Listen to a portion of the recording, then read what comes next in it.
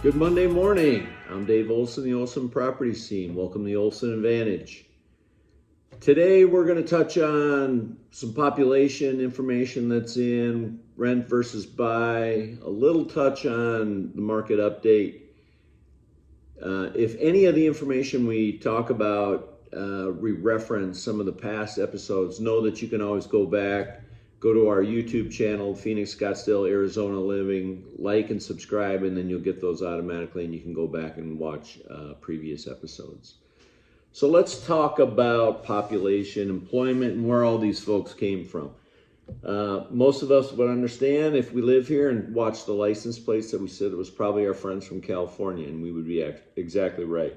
So if we look at this first slide, up at the top, it actually says more than 6,000 tax filers. But actually, if you add up Los Angeles County, San Diego County, and Orange County together, the folks that came here between 21 and 22, it's actually almost 9,000 people.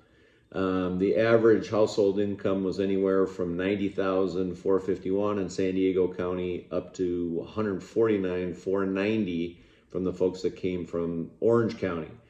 Combined, these 9,000 people brought over $1 billion worth of tax revenue to Maricopa County.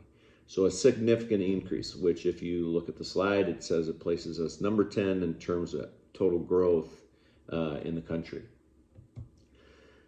So looking at growth, I was part of a group the last couple of weeks where we met and talked about some of the forecasting that's going to be taking place. So we're going to roll all that together. We're going to look at some slides that came out of that meeting. This next slide is projecting out where the population is going to end up in 2025. You can see by color coding on the right-hand side and concentrations of growth. The blue and the green is the future growth. The white areas are less than 250 people, but you can see that a majority of that's going to be on the west side, the northwest side, and then down in the southeast, stretching all the way down towards Coolidge, Maricopa, and touching into Casa Grande. Again, that's over the next 25 years. Why are they coming here? Because there's job growth and infrastructure growth. First, we'll touch on jobs. The employment concentration, this is a forecast as to where those future jobs will come, everywhere from employers of 250 to upwards of 8,000. Obviously, some of the largest employers are going to still be centralized in the middle of Phoenix, but there's plenty of growth for job concentration out in the outskirts, exactly where these people are planning on landing. But how are those people going to get out to those homes and out to those jobs? Well, that relies on infrastructure. And what are our plans as far as infrastructure goes? Well, we know that, and this was part of that meeting, that 80% of all the people in Maricopa County live within 2 miles of a highway, as you can see from this socioeconomic project that's what I went to.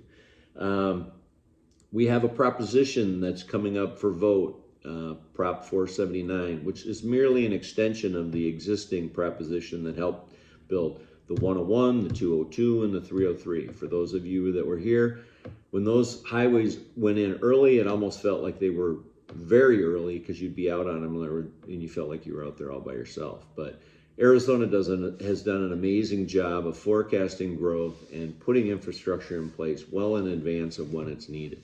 Some of this is going to be a little hard to see, but if you zoom in, this is what Prop 479 is proposing. There's different colors based on what the types of roads are. Some of them are just support roads that are going to really run in parallel to some of the existing freeway system. Some of them are freeway extensions. The big one is down there in the blue. We'll highlight that here in a second for you. Again, looking at this next slide, a majority of the concentration is going to be right where those job and employment centers are and the new housing that's prepared. So Southeast Valley, Northwest, and West Valley. We zoom in, this is one of the big ones. This is going to be a big connector that's going to help take a lot of pressure off the I-10.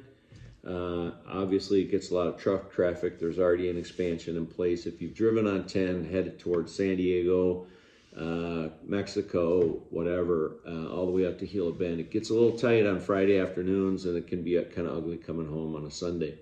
But big plans to continue to expand that, and then add a relief freeway that will bypass and take people that want to go to San Diego, Southern California, Mexico.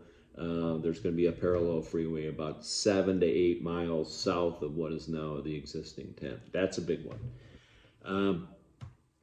So with all of these transportation plans, where is the money going? There's been an update. Some of the people that were in opposition to 479 were a little disappointed that a significant amount of the money went to public transportation.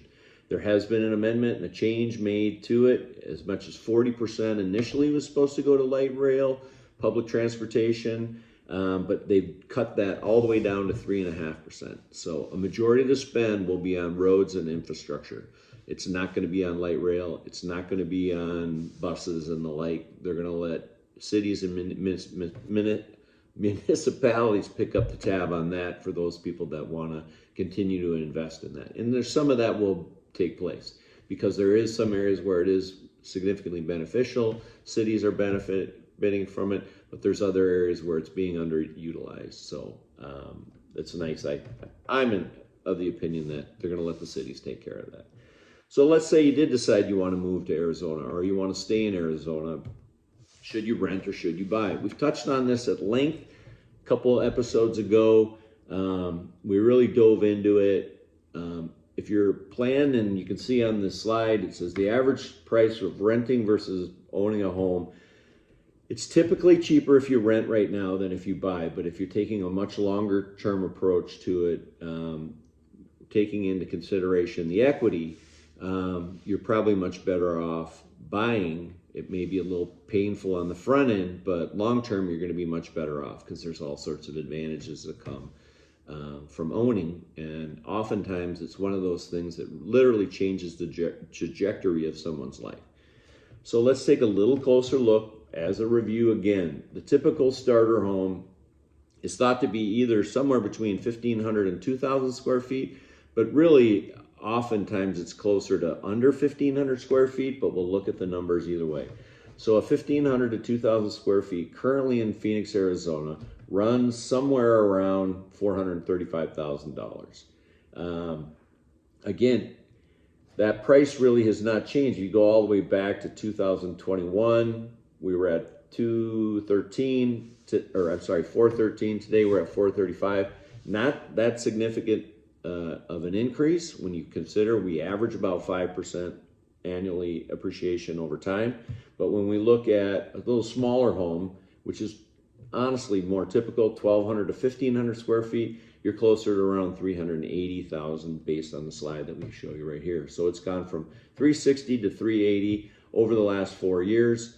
Not that much of an increase as long as you didn't buy, June, July of 21, you were probably doing okay. So when you compare the cost of rent, now this is the average single family rental at 1,500 to 2,000 square feet. It's around $2,200 in Maricopa currently. That's a single family home. That's not a townhouse, not a condo. It's a single family home because we want to compare apples to apples. We want to take a look at rates, and we're going to get more in depth on this, and we were more in depth on this when we did the market recap. But anytime in most recent history, the last 2 years, anytime since rates went up, anytime we get close to or under 6.5%, closer to 6.25%, the level of activity jumps up significantly.